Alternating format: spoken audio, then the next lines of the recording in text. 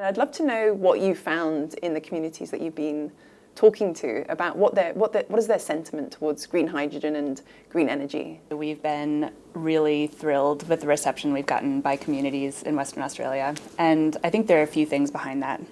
First, renewable energy can coexist with other uses of the land. So if you're talking to a pastoralist who runs sheep or cattle, or even a farmer who has intensive farming operations, they can keep on doing what they do and what they love to do, but they might also have a new income stream that's not dependent on the weather. So that's behind a lot of it, I think. There's a lot of flexibility in how these projects are designed, and so for both pastoralists and farmers, but also for First Nations who have cultural connections to the land and heritage on the land, we can design projects to avoid and respect that heritage. And then the final thing is these projects are going to be there for decades to come, for generations, for as long as the wind and sun is there. And that means that they're not just boom and bust, come and go. They're there to stay. And that means jobs back on country. It means families coming back together sometimes. And so communities are really excited about those possibilities as well. What can other countries learn from what we're doing right here in WA? WA has an embarrassment of riches when it comes to renewable energy and to hydrogen projects at this scale. Let's start with the energy. So we have pretty fantastic wind and solar resources across almost all of the state. And what that means is that we have enough to fuel our own economy and we have plenty to share. So we'll be shipping our solar and wind all around the world, which is fantastic. What are the big sort of infrastructure challenges facing us as we build our projects? Not only do we have great energy, we also have a lot of land to capture it on, a lot of open country that we can coexist on and capture that energy.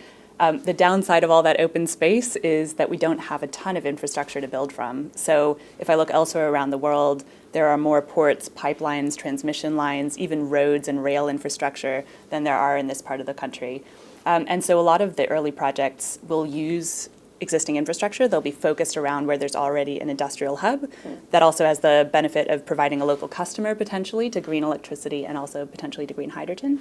But then the later projects, it's going to take, I think, innovation in terms of what exactly that infrastructure needs to look like to support hydrogen, but also probably collaboration. So the government, for example, is funding hubs where multiple proponents will work together and potentially share the cost of new greenfield infrastructure like ports or really significant upgrades like that. So you're saying there's actual economic opportunities for the local people, communities down there to make money through green hydrogen as derivatives? Spot on. What we can do with renewable energy is it's literally in your backyard. You don't have to truck it over thousands of kilometers or put in a transmission line over a large distance. You've suddenly got access to local green power supply that's low cost, and it enables whole new things to happen, new mines to become viable, processing to become viable, even manufacturing downstream to become viable in a way that they weren't before. Do you have any sense of where we are in the race? Like, are other companies looking into this, or are we the only ones?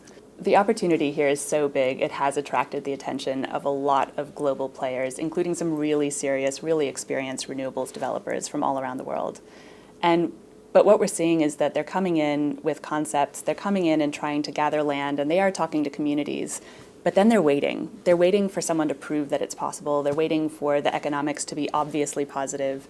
Whereas we're actually doing it. We're getting stuck in, and we'd be ready to start constructing as soon as we have approvals on a couple of our projects.